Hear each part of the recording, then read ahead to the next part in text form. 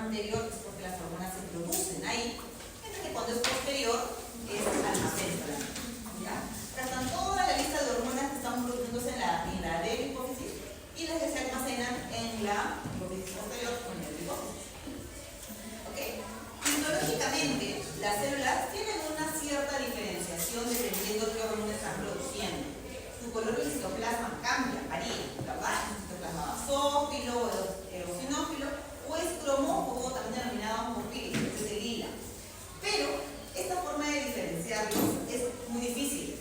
¿Okay? O sea, un H nomás, yo tengo un adenohipofisiario, viendo la histología nomás, es muy difícil determinar qué célula es. Si tiene un citoplasma eosinofílico, cromófobo o basófilo. Es muy difícil, porque son células muy pequeñitas. Entonces, ¿qué es lo que se hace para poder corroborar efectivamente la producción hormonal? Se utiliza inmunohistoquímico. Eso lo vamos a ver constantemente el inmunohistoquímico. ¿Ya? Entonces, ¿qué tenemos acá? Morfología de hiperpituitarismo, es decir, cuando hay hiperproducción hormonal. Cuando tengo un paciente que clínicamente tiene signos de hiperfuncionalidad, yo tengo que pensar, en primer lugar, que esto es a causa de un adenoma hipofisiario. Es una neoplasia benigna, compuesta por las células de la hipófisis, un adenoma.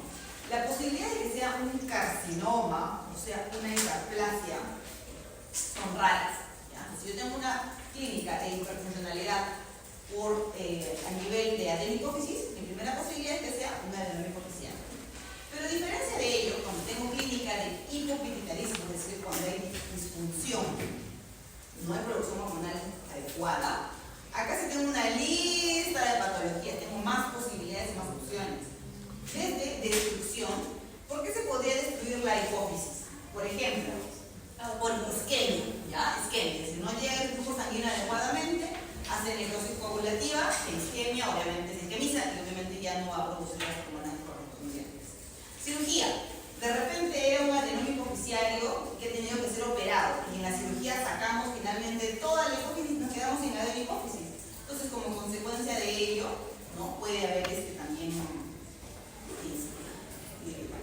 consecuente de la cirugía, hipopituitarismo. ¿Ya? Radiación. De repente hay un tumor cerebral adyacente o no, aledaño y por producto de la radioterapia se lesionan, se dañan las células, hay clínica de hipopituitarismo. Procesos inflamatorios que pueden ser desde una tuberculosis, por ejemplo, en esta localización, o adenomas hipofisiarios no funcionales, es decir, y ahí vamos con lo que es la clasificación, hay adenomas hipofisiarios, en los cuales hay proliferación celular, pero estas células que están proliferando no tienen la capacidad de producir ninguna hormona, ¿no? Son los adenomas hipofisiarios no funcionantes. Entonces, como no funciona, no produce ninguna hormona, su clínica es más que nada por efecto de masa, por compresión, ¿no? Comprime el resto de células que están de la adenihipófisis, las células normales, las daña, las lesiona y comenzamos con clínica de hipopituitarismo también. Entonces, además de la clínica, que ya puede ser por hiperfunción o hipofunción, también puede haber además cuadros clínicos por efecto de masa, ¿no? Es una tumor que está creciendo. Y recuerden que el cráneo no es plausible de modificar en tamaño, ¿no? Se mantiene ahí. Entonces cualquier masa que está creciendo dentro de ella rápidamente va a generar síntomas de hipertensión endocraniana. Si bien es una neoplasia completamente benigna, que es recontra benigna del beneficiario, ¿no? Producto de la hipertensión endocraniana podemos generar la muerte del paciente. Entonces una neoplasia que a pesar de que sea recontra benigna puede ser mortal, ¿verdad? Hipertensión endocraniana ya sabemos por qué: cefalea, náuseas, vómitos, convulsiones, hidrocefalia, ¿ya? Y además por compresión de estructuras adyacentes, que tenemos el quiasma óptico. ¿Qué produce la compresión del quiasma óptico? Epilepsia bitemporal. ¿Qué campos están afectados? ¿Cómo es que no ve el paciente o cómo ve el paciente? Claro, lo lateral no se ve, entonces solamente mira hacia adelante, ¿no? Lo lateral no se ve, epilepsia bitemporal. ¿Ya? Okay. Y también puede haber casos de ensangrado hipofisiario, esto se denomina complexión hipofisiaria, cosa que es más rara. Acá tenemos toda la lista de hormonas producidas por la hipófisis, ¿no? Por la adenihipófisis. Patología en pacientes adultos mayores, de 50 años, y como dijimos, siempre que tengo hiperfuncionalidad, pensar en un adenoma. La posibilidad de un carcinoma o de una hiperplasia es rara, ¿ya?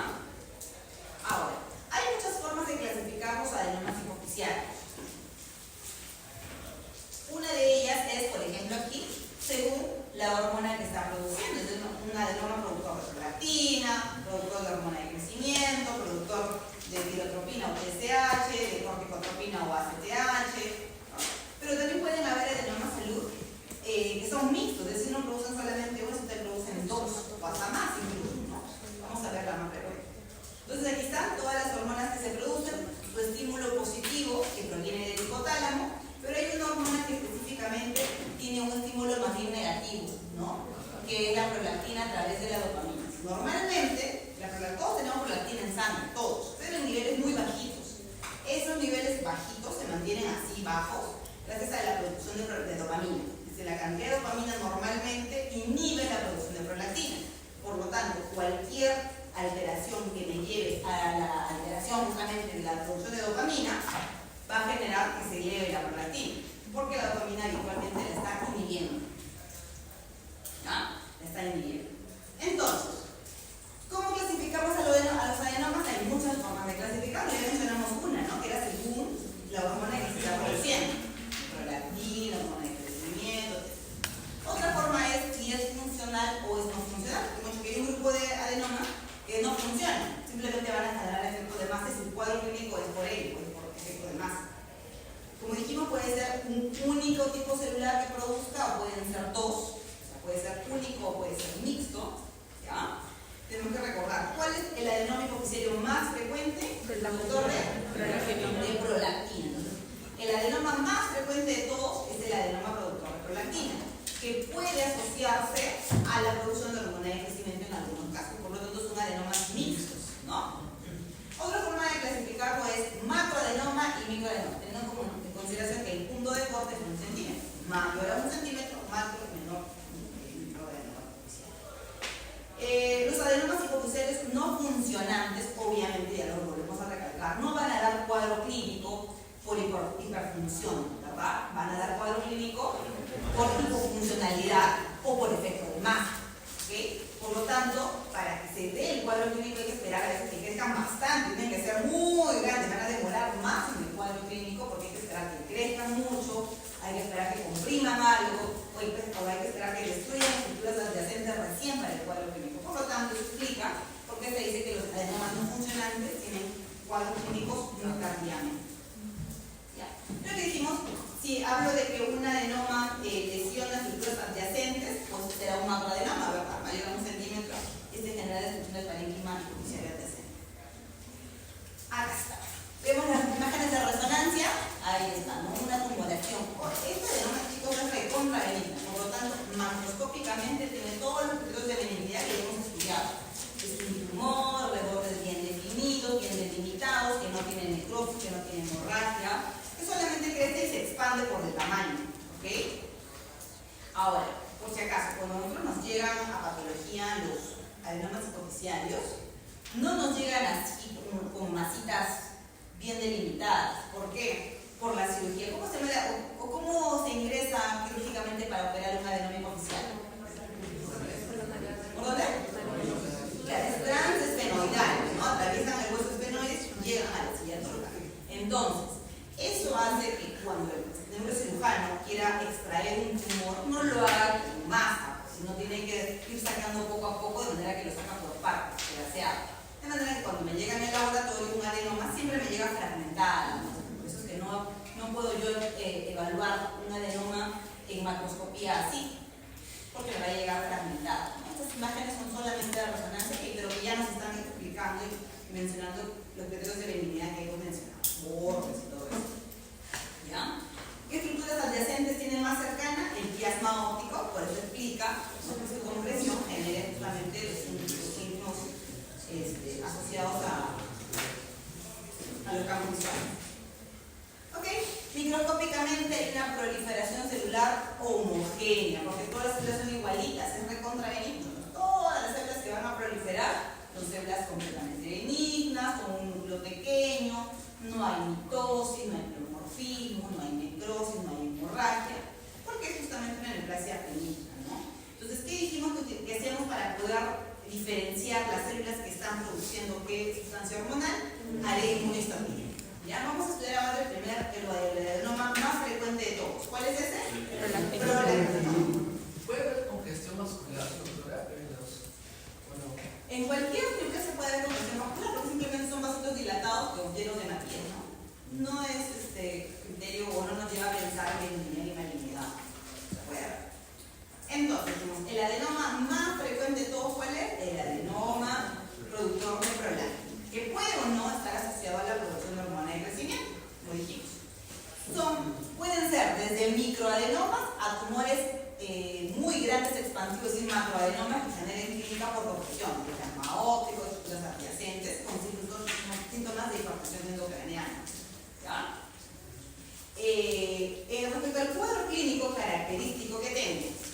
galactorrea, menorrea, pérdida de líbido e infertilidad, siendo la menorrea uno de las manifestaciones más frecuentes y más importantes. Pero, ¿cómo tú podrías ver la menorrea en varones? Eso no existe, pues, ¿no? La menorrea es en mujeres. Por lo tanto, el cuadro clínico es más obvio usualmente en las mujeres de forma más rápida. Porque una mujer que no le venga la menstruación por 1 o 2 meses y no esté embarazada, obviamente ya hay algo de preocupación. Entonces va inmediatamente a chequearse, a evaluarse. En cambio, en esta manifestación en el varón no se da. Por lo tanto, hay que esperar todavía que manifieste quizás galactorrea, pérdida de libido, que va a demorar en el tiempo. Por lo tanto, va a demorar más en evidenciarse, ¿no? El cuadro clínico. Ahora, cuando tengo paciente con hiperprolactinemia, si bien la presencia de un adenoma hipoficial es una causa importante, hay otras causas, sí. Hay otras causas de hiperprolactinemia. Por ejemplo, el embarazo, en primer lugar, consumo de algunos anticonceptivos orales, insuficiencia renal, el hipotiroidismo y algunos medicamentos también que inhiben a la dopa. Porque si no tengo dopa, que es el estímulo que normalmente evita que la prolactina se eleve, si no tengo dopa, entonces comenzará a elevarse. Por lo tanto, hay muchas causas. Dentro de todas estas causas, obviamente tengo que plantear también la posibilidad de una adenoma hipoficial, ¿verdad? Entonces acá está justamente el efecto del tallo, que es justo lo que les comentaba, que está asociada a la producción o al estímulo, ¿no? Impresión que tiene la dopamina. Miren aquí, proliferación celular homogénea, de células muy similares, pequeñitas, núcleos pequeños, sin mitosis, ¿no? Que a la inmunistoquímica me marcan prolactina positiva. Entonces ahí no tengo duda de que esto es un prolactina. El segundo adenoma más frecuente, ¿cuál es? El productor de hormona de crecimiento, ¿ok? Que clínicamente puede desarrollarse como gigantismo o acromegalia, ¿no? Eso es el cuadro clínico ya clásico. ¿Cuál es la diferencia entre ambos? La edad de desarrollo, la edad de presentación. Porque ¿qué pasó? ¿Qué pasa cuando el incremento de la hormona de crecimiento se da antes del cierre de las epífisis, del siempre tendría un incremento desproporcional el tamaño? Yo presenté con pacientes que sufren de gigantismo, ¿no? Mientras que la acromegalia es cuando ya se cerraron las epífisis, de manera que el hueso ya no puede crecer en longitud, sino crece ¿no? en ancho, ¿no? Por lo tanto, tiene clásicamente la fase acromegálica que todos conocemos. La fase acromegálica es esa en la cual hay huesos muy toscos a nivel de todo lo que es el macizo facial, incremento mandibular, prognatismo, la separación de los dientes, ¿no? Que es muy característico. Ahora, que no nos sorprenda que el paciente con gigantismo desarrolle también una fase acromegálica, ¿no? Eso es característico observado. Ahora, además de esas características, ¿no? ectoscópicas que yo evalúo en mi paciente, que son muy clásicas, hay otras alteraciones que también se pueden ver en la acromegalia que están asociadas a problemas metabólicos, ¿no? Porque tienen intolerancia a la glucosa, desarrollan diabetes, hipertensión arterial, problemas articulares como osteoporosis y artritis, problemas como también hay organomegalia, porque todo crece, incluidos los órganos, tienen más riesgo de hacer insuficiencia cardíaca congestiva porque tienen un corazón grande, ¿ok? Y pueden haber signos y síntomas de hiperprolactinemia porque dijimos que a veces vienen asociados, ¿no? Es un adenoma productor de prolactina y de hormona de crecimiento simultáneamente. Ok, ahora vamos a lo que es hipopituitarismo. Y cuando tengo hipopituitarismo, en cuanto a las causas, ya tengo un montón de causas por las cuales la hipófisis dejaría de funcionar, la adenohipófisis dejaría de funcionar. Desde causas congénitas, cosa que es muy rara, hasta adenomas hipoficiales no funcionantes, ¿no? Adenomas que simplemente no funcionan y por compresión alteran y lesionan el parénquima adyacente y ya no se producen hormonas hipoficiales. ¿Qué tenemos? El síndrome de Sheehan. ¿Qué es el síndrome de Sheehan?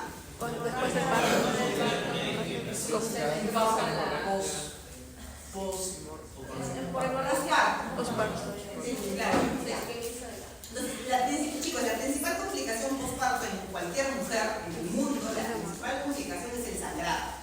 Entonces, lo primero que por todos lados puede sangrar. Entonces, esa paciente cuya complicación más importante posparto es el sangrado, puede llegar a grados en la que entra en shock hipovolémico, ¿no? Y como sabemos que el shock hipovolémico, en el cual hay disminución de los aportes sanguíneos suficientes a todos los órganos, sufre varios órganos, sufre el riñón, a la cabeza, pero los órganos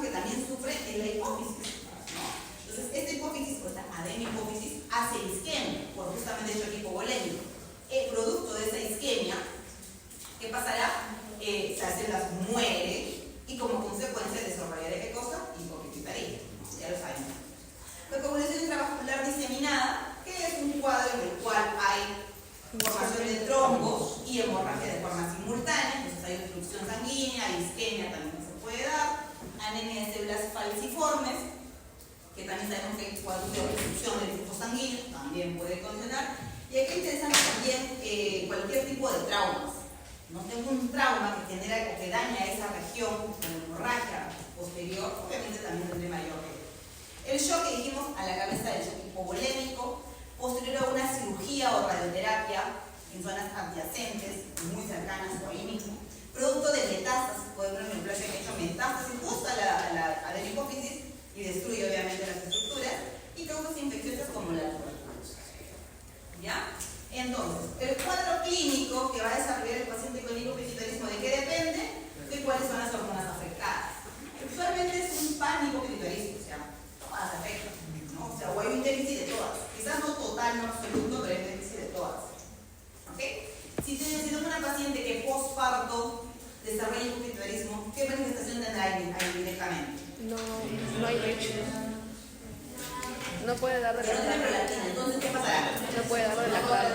Claro, no va a tener producción de leche, ¿no? Entonces uno de los signos indirectos, quizás que no, que inmediatos que va a tener va a ser este, ¿no? Y ya uno puede ir asociándolo obviamente al contexto, ¿no? Pero tiene que haber habido un sangrado importante en el parto para que yo asocie ello al déficit de producción ¿no? de la lactancia que se ve ahí. Ausencia de FSH-LH en el tiempo, ¿qué cosa habrá? Amenorrea, infertilidad, disminución de la libido, ausencia de TSH, hipotituitarismo, hipoadrenalismo también producto de la ausencia de FSH, que son hormonas estimulantes, ¿verdad? Ok, entonces todo esto respecto a lo que es adenohipófisis. Vamos ahora a la hipófisis posterior. Pero en el hiperpituitarismo y el hipopituitarismo, no se menciona el adenoma no funcional, que es más todo por el efecto de masa. En todo caso, así que ambos, si ambas patologías se producirían por el efecto de masa, ¿cuál sería la diferencia para que en algún caso se produzca el hiper y en otros el hipo? Si en ambos va a ser la producción del Uno que sea Ya, funcional. es que depende si es funcionante o no funcionante. Si es funcionante, va a ser hiperpituitarismo. Más o menos. Si es un adenoma hipoficial, hiperfuncional, ¿qué dijimos que produce con mayor frecuencia? Aumento de la presión. Entonces va a tener cuadro clínico por hiperprolactinemia, pero podrá tener alteración en la producción de hormonas tiroideas, con el estímulo, ¿no? del ACTH, o sea, problemas en la FSH, de las otras. Mientras que si es un adenoma hipofuncionante, no produce nada, entonces tendrá y crece y altera, ahí podrá alterar a todas las demás. Entonces ahí hará un hipopituitarismo. Sí, es que las PPTs, tanto de hipo, de nuevo, mencionan las no funcionales. Por eso quería. Pero te estoy explicando, no me quedó claro. Las heladas son no funcionales. No, es que yo tengo un adenoma hipoficial, un macroadenoma hipoficial, ya que es mayor a 1 centímetro, que crece. ¿Cuándo haré clínica de hiper y cuándo haré clínica de hipo? Hipo, o sea, de un panhipotiroidismo, o sea, de todas las hormonas alteradas, todas están en déficit, todas. ¿En qué caso sería? En un adenoma no funcional, porque crece y destruye todo, pues, de manera que todas las demás, toda la producción hormonal sería alterada, ¿ok? Entonces tengo una tumoración, un macroadenoma hipoficiario que destruye todas las producción hormonal, ya, listo. Ahora, por otro lado, puedo tener un macroadenoma hipoficiario, pero que sea funcional. ¿Cuál es el adenoma hipoficiario más frecuente? Entonces tendré clínica de hiperprolactinemia, pero este adenoma es tan grande que comenzará a alterar la producción de todas las demás hormonas. Entonces, bien, tendré hiperprolactinemia en el cuadro clínico, simultáneamente puedo tener clínica por déficit del resto de hormonas. Tendré hipotiroidismo, problemas por la producción de FSH-LH que tienen que ver con el estímulo, ¿no? con la infertilidad, problemas de la libido y todo eso. ¿Ok? ¿Sí, más o menos? Sí. Seguimos entonces.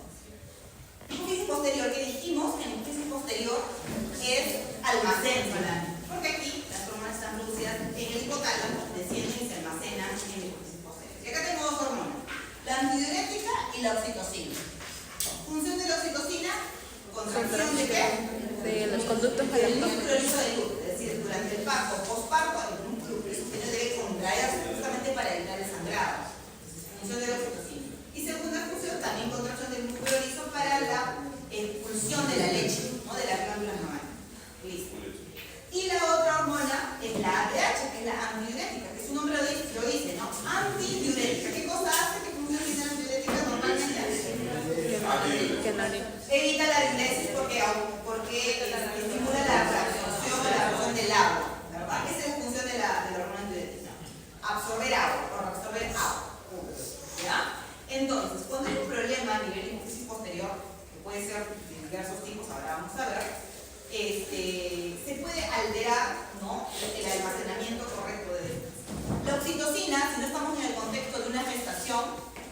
justamente no nos da clínica.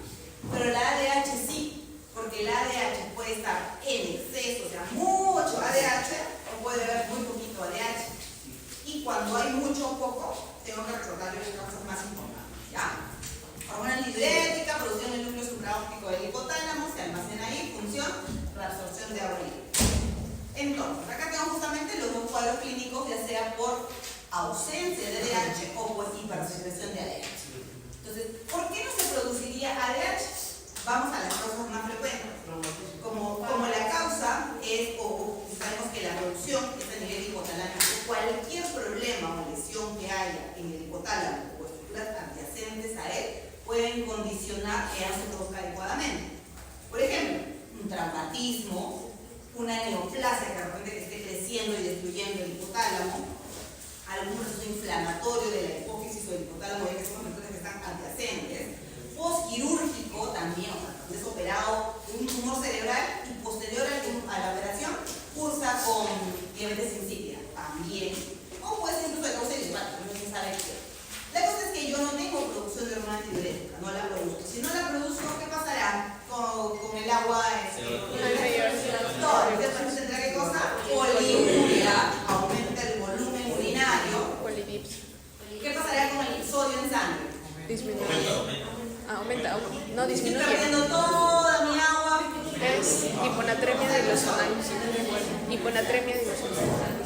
Hipernatremia relativa. Hiponatremia dilucional. Hiponatremia. Es que se dice. No estoy absorbiendo agua, no absorbo el agua. Pierdo todo el agua. Todo el sodio se concentrará. Claro, estoy deshidratando. Cuando yo me deshidrato es porque el sodio se incrementa. Entonces, el paciente cursa con hipernatremia, ¿no? Incremento del sodio, porque si está concentrado tendrá mucha sed. Silencio. Si está concentrándose el sodio en sangre, tendrá mucha sed, por lo tanto hace poliuria, polidipsia, clásico de una diabetes, se llama diabetes insípida, ¿verdad? Entonces tendrá mucha sed, polidipsia, sed, poliuria, con sodio y osmolaridad incrementada en sangre. ¿Ya? Vamos a lo contrario, secreción inadecuada de hormona antidiurética.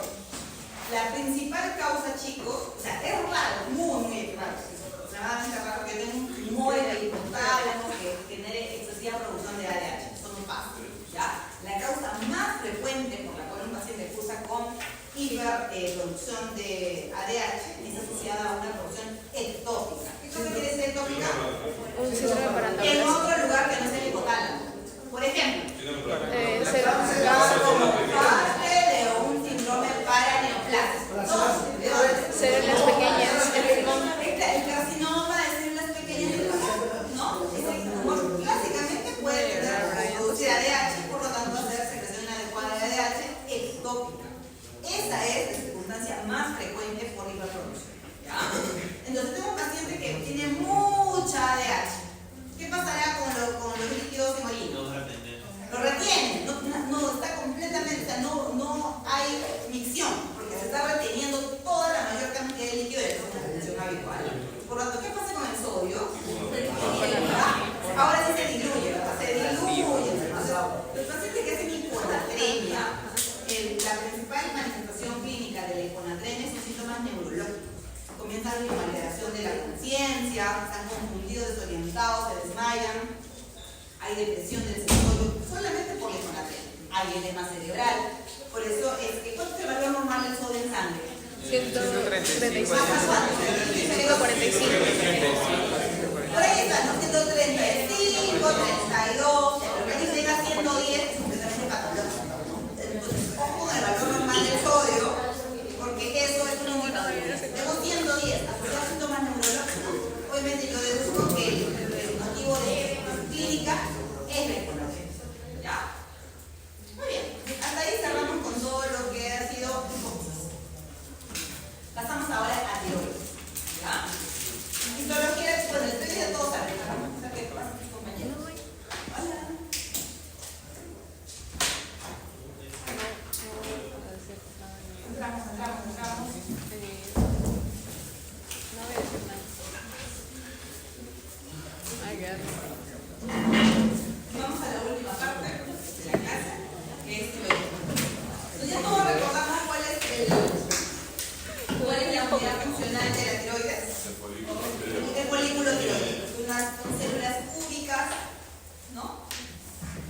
forma circular que contienen coloides, que están en algunas tiroides, ¿verdad?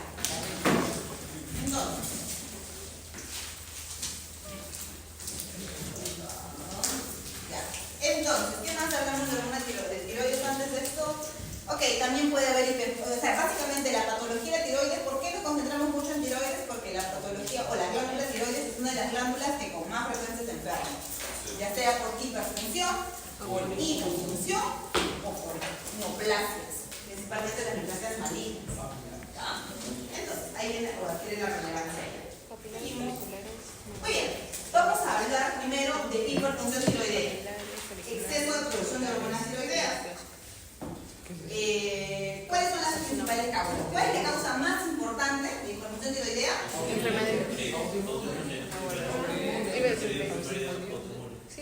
enfermedad de Graves básica, ¿no? La enfermedad autoinmunitaria de la glándula tiroides. Correcto, esa es la causa más importante. Por lo tanto, un paciente con hipertiroidismo, lo primero que yo debo descartar es eso. ¿Ya? Así obviamente el cuadro clínico y todo de Graves. ¿Qué otra causa tiroidea también puede cursar con incremento de hormonas tiroideas? Un adenoma tiroideo, un adenoma, un tumor localizado ahí que produce hormonas tiroideas en exceso. Un bocio multinodular hiperfuncionante también. ¿Qué es bocio?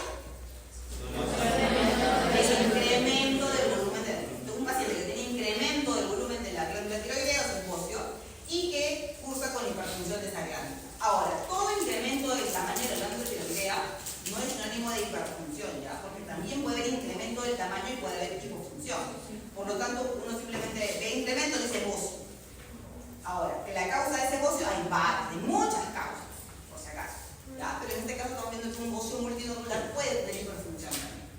Ahora, si se dan cuenta, acá tenemos separados como primaria y secundaria. ¿Cuál es la diferencia de primaria y secundaria? ¿Cuándo es primaria? Cuando la enfermedad o la causa de la patología, en este caso el hipertiroidismo, está concentrado en la glándula tiroides, es primaria. ¿Secundario cuándo? Cuando estamos en el segundo nivel, que es justamente el adenoma hipoficial. Ahora, que yo tenga un adenoma hipoficial productor solamente de TSH es muy raro. Hemos dicho que de lejos lo más frecuente es prolactina, hormona de crecimiento. Es raro, pero también se menciona porque hay que tenerlo presente. Acá tenemos también, chicos, como causantes de hiperfunción, otras patologías de tiroides que están asociadas a procesos inflamatorios, ¿ya? Como la tiroides subaguda y la linfocítica, y tenemos el estrumo ovárico. ¿Qué tenemos acá? ¿Qué dice? El estrumo ovárico. Teratoma ovárico con tiroides. ¿Qué es un teratoma, dijimos? Vamos a preguntar acá con el grupo.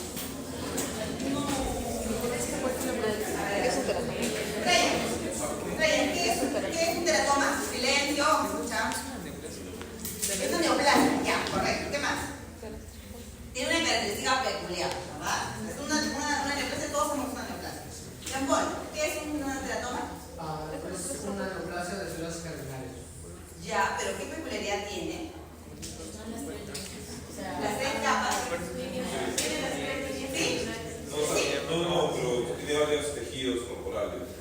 Claro, tiene varios tejidos producto de que deriva de las tres capas cardinales. Entonces, puede encontrar cualquier tipo de tejido, como dicho, dientes, pelo, músculos, tejido adiposo, glándulas submucosas, glándulas salivales, glándulas sudoríparas, todo podemos encontrar ahí. Correcto. Hay algunos teratomas, muchachos, que tienen específicamente mucho desarrollo y diferenciación de folículos tiroideos. Entonces, ya estamos en ese contexto. Un teratoma que principalmente dentro de sus componentes tiene muchos folículos tiroideos. Y esos folículos tiroideos son funcionales, es decir, producen hormona tiroidea. Por lo tanto, ese teratoma ovárico que tiene tejido tiroideo puede producir hormona tiroidea. Por lo tanto, ¿qué hace? Hipertiroidismo. ¿Cómo se llama ese tumor? Específicamente se denomina estruma ovárica. ¿Okay? Y una tirotoxicosis facticia, que es por pacientes que están medicados con hormonas tiroideas vía oral, se equivocan en dosis, toman en exceso y es un hipertiroidismo. Pues no, también. ¿Ya? Clínica del hipertiroidismo, tenemos un montón de cosas, ¿verdad? Que prácticamente para recordar todo lo contrario al hipotiroidismo.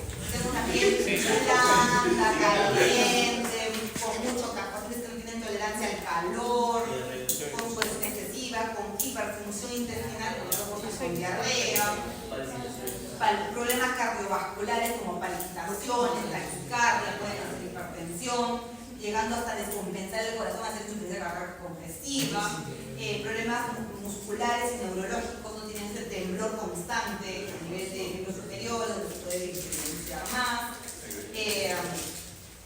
hipermetabolismo con pérdida de peso a pesar del incremento del apetito, ¿okay? Todo está súper estimulado. Entonces, vamos a la causa más importante, que dijimos que era la enfermedad de la causa de hipertiroidismo endógeno primario más frecuente. Clínicamente, ¿qué tengo? Un paciente con un bocio, o sea, un agrandamiento difuso de toda la glándula tiroidea asociado a un cuadro clínico de hipertiroidismo. Pero tiene unas características especiales, ¿no?, muy propias de Graves, que son, ¿no?, la oftalmopatía de Graves y también la dermatopatía, ¿no?, a nivel de miembros superiores. ¿Okay? Como toda patología tiroidea, más frecuente en mujeres varones. Excelente. Toda la patología tiroidea, hiperfunción, hipofunción y cáncer de tiroides, toda patología de mujeres. ¿Ya? ¿Qué tengo en el laboratorio? Mucha elevación del T3-T4 y la TSH está baja. ¿Por qué estará la TSH baja? Por el efecto El efecto feedback es negativo, por lo tanto ya no tengo necesidad de TSH, porque solito se está estimulando, ¿verdad? Dijimos una enfermedad autoinmune, listo, enfermedad autoinmune, en la cual el receptor de TSH de la glándula tiroidea es el que se ve súper estimulado. Por eso que la TSH disminuye, porque ya no la necesito. ¿Qué inmunoglobulinas tengo? Tengo básicamente dos formaciones de inmunoglobulinas en mi cuerpo, que son una, la que se une directamente al receptor y estimula la liberación de hormonas tiroideas, y otra que estimula la proliferación del folículo, del epitelio folicular. Por lo tanto, tengo una gran hiperplasia folicular, se incrementa un montón los folículos tiroideos, eso explica por qué crece la glándula, ¿no?, asociada a una liberación excesiva. ¿Ok? Como toda enfermedad autoinmune, ¿cuál es la causa? Ruptura de la tolerancia a los linfocitos. Y acá está lo que es la oftalmopatía de Graves. ¿Por qué se da la oftalmopatía? Son muchas las explicaciones que describen el motivo de ello. Uno, producto del proceso inflamatorio, hay un infiltrado inflamatorio crónico linfoplasmocitario, ¿no?, en todo lo que es el tejido retroocular. ¿Qué más hay? Edema. Se llena de líquido, no solamente el tejido, sino también los músculos. ¿Qué más? Se comienza a acumular un componente de la matriz, que es un glucosaminoglicano, a la cabeza el ácido hialurónico. ¿Y qué más? También comienza a haber proliferación de linfocitos. Todo esto que genera la protrusión del globo ocular, dando esta imagen tan característica, ¿no? Un exoftalmo. Y además del exoftalmo también puede haber dificultad para movilizar el globo ocular, si no va a poder movilizarlo adecuadamente. Todo está inflamado y descansado. Macroscópicamente, por si acaso los pacientes con enfermedad de Graves base 2, como es una enfermedad autoinmune, yo no es que voy a operar la tiroides, no para curar un Graves base 2 no es que yo le haga una cirugía de tiroides, ¿no? Por si acaso. Por eso que macroscópicamente no tengo ninguna imagen, porque no me llegan tiroides con Graves base 2 al laboratorio. ¿El tratamiento cuál es? ¿Cuál es el tratamiento de Graves base 2? Yodo, llevar o hipotiroidismo. Ese es el tratamiento. Por lo tanto, yo no suelo operar los Graves base 2, por eso no tengo ninguna imagen macroscópica. Y en la microscopía que tendría, dijimos que cosa hay hiperplasia, porque dijimos que hay una proliferación de folículos tiroideos. Tengo, miren, hiperplasia de folículos tiroideos, que justamente es la que condiciona el incremento del tamaño. Algunos folículos existen incluso medio papilares debido a la excesiva cantidad. Y miren el coloide. Se ve el coloide, ¿no? Y salen como unas burbujitas aquí. Estas burbujitas presentes en los extremos del coloide es justamente muy característica de Graves base. Doctora, entonces en la micro puedo decir que es como pseudopapilas o si son papilas. No, son pseudopapilas, no son papilas. ¿Se puede decir Es un pseudopapila patrón regular? pseudopapilar. ¿Por qué no son papilas? Porque no tienen eje fibrovascular. Ya no tienen más comunicación. En general, raramente me llega una biopsia o algo de grasa. Esto es básicamente, el diagnóstico es clínico, es laboratorial y el tratamiento es médico. Por lo tanto, hasta aquí en patología muy poco, pero debo conocer. ¿Ya? Vamos al hipotiroidismo. Es lo contrario. ¿Cuál es la causa más frecuente de hipotiroidismo? Otra vez enfermedad autoinmune. Hashimoto es la causa más importante. ¿Ya? Tengo Más causas posterior a la terapia con yodo radiactivo. Un paciente que tenía Graves' base, se le dio yodo radiactivo para ceder la enfermedad, para evitar la hiperproducción de hormona tiroidea. Entonces ya me llevo al otro lado, ¿no? Lo llevo al otro extremo de la enfermedad, que es hipotiroidismo. Pero el hipotiroidismo es más fácil de controlar, porque solamente da hormonas tiroideas y ya yo debo mantener el valor normal de hormonas. Una cirugía, es un cáncer de tiroides, en el que tuvieron que extraer toda la tiroides, entonces el paciente hace hipotiroidismo, ¿verdad? Entonces también la cirugía es causa. ¿Qué más? Radiación, ¿no? Adyacente, radiación que se reciba en estructuras adyacentes a la glándula tiroidea. Hashimoto, que dijimos que es lo característico. El déficit de yodo, también obviamente porque es componente esencial de la producción de hormonas tiroideas. Factores congénitos, es decir, naces ya con hipotiroidismo, también puede ser. Algunos medicamentos que lesionan, dañan o compiten, también puede condicionar. Y puede tener anomalías. Secundaria, cuando el problema está arriba, ¿no? Ya hay cosas que es raro. Si yo tengo un paciente con hipotiroidismo, no voy a pensar que es un problema en la hipófisis. Primero que pienso que es un problema en la glándula. Entonces, en cuanto al cuadro clínico, cuando el hipotiroidismo es de inicio muy temprano, entonces no sé si se han dado cuenta ustedes que cuando los bebitos nacen, inmediatamente les hace un descarte hormonal o de algunas sustancias específicas para detectar enfermedades congénitas que pueden condicionar alteraciones importantes en su desarrollo. En cualquier hospital y clínica está subvencionado por el Estado básicamente 4 enfermedades. Una de ellas es el hipotiroidismo congénito. ¿Por qué? Porque basta con 6 meses de déficit tiroideo para que el paciente desarrolle un retardo mental grave, severo, que ya no es reversible. Por lo tanto, es vital e importante diagnosticarlo durante el primer mes de vida. ¿Ya? Porque miren qué pasa con los pacientes con cretinismo, que se llama así el hipotiroidismo congénito. No solamente tiene esta alteración en el desarrollo esquelético, sino también del sistema nervioso, ¿no? Generando retraso mental grave, principalmente. ¿Okay? Y yo pues tengo un paciente adulto, tengo todo el cuadro clínico, que ya clásicamente, que es prácticamente lo contrario del hiper, ¿verdad? Tengo una piel muy seca, bradicitia, macroglosia. ¿Qué más? Si yo no tenía diarrea, acá tengo estreñimiento, circulación, Lentitud. bradicardia. ¿Qué más? Fascia batagada. La fascia de luna llena. No pasa Eso es el nada. Luna llena es por una fascia es abotargada, no edematizada. ¿Okay? Y la TSH, ¿cómo estará? Muy alta. Tratará sin éxito de estimular a la tiroides, cosa que no se da. Entonces, y aquí entramos al cuadro de la tiroiditis, donde vamos a encontrar justamente a la primera, que es la principal causa de hipotiroidismo. Hashimoto, o también denominada dismorfia crónica.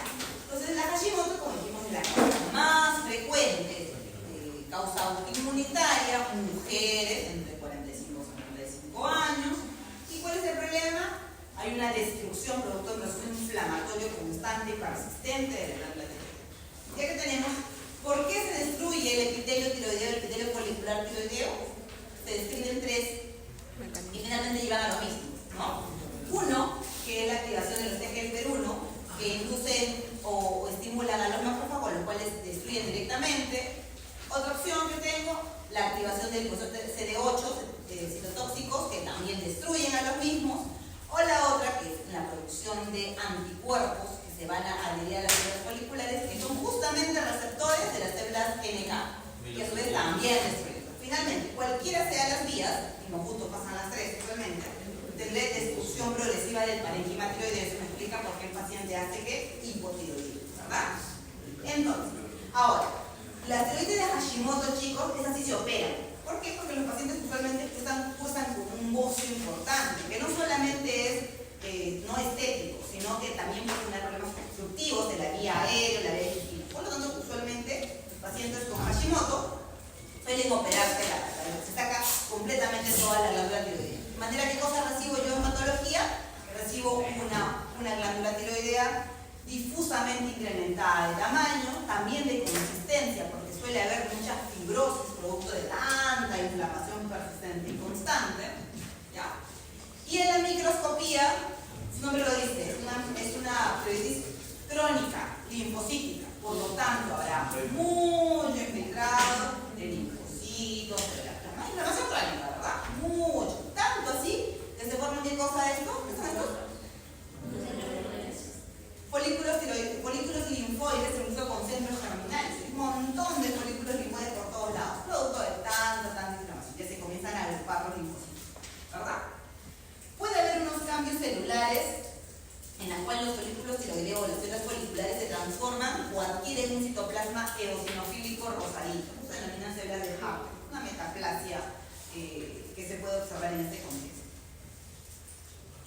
Que tengo un paciente, ¿no?, con un bocio difuso. Ahora, en cuanto al curso clínico, al inicio de la enfermedad, como es un proceso inflamatorio, como ya hay inflamación inicial, esto puede condicionar que inicialmente la enfermedad debute con una tirotoxicosis y con hipertiroidismo, pero muy transitorio. Que se da básicamente como hay inflamación, se libera mucho coloide, hace hipertiroidismo. Que a veces es subclínico, o sea, no da nada de clínica. Y ya la manifestación importante, ¿no?, se desarrolla cuando se da ya el hipotiroidismo. ¿Okay? Ahora, mayor riesgo de qué? De linfomas no Hodgkin. ¿Por qué? Porque con tanto linfocélulas plasmáticas que está ahí, con tanto, ¿no creen que por ahí alguna de esas mutes se altere y comienza un linfoma? También puede ocurrir. ¿Qué tipo de linfoma se desarrolla aquí en la glándula tiroidea? No. Un difuso de células grandes B. Que ya saben ustedes cuál es, ¿no? Muy bien. Entonces, eso respecto a lo que es Hashimoto. Vamos a los otros dos tipos de tiroiditis, que son básicamente la de Kerr-Weill y la de Riedel. Entonces, a diferencia de la primera, que es una enfermedad autoinmune, esta, la subaguda de Kerr-Weill, tiene una causa por infección vírica, o tiene el antecedente muy cercano de una infección vírica. ¿Okay? Por lo tanto, es un proceso inflamatorio, ¿no?, de reciente inicio, en el cual el paciente tiene algo característico que no se veía en los anteriores. Tiene dolor. Acá hay dolor cervical. ¿Okay? Hay dolor cervical, hay fiebre, malestar general, puede haber también un agrandamiento difuso de la glándula. Y como es un proceso inflamatorio agudo, se libera mucha hormona tiroidea de la sangre y puede cursar clínica o subclínicamente con hipertiroidismo.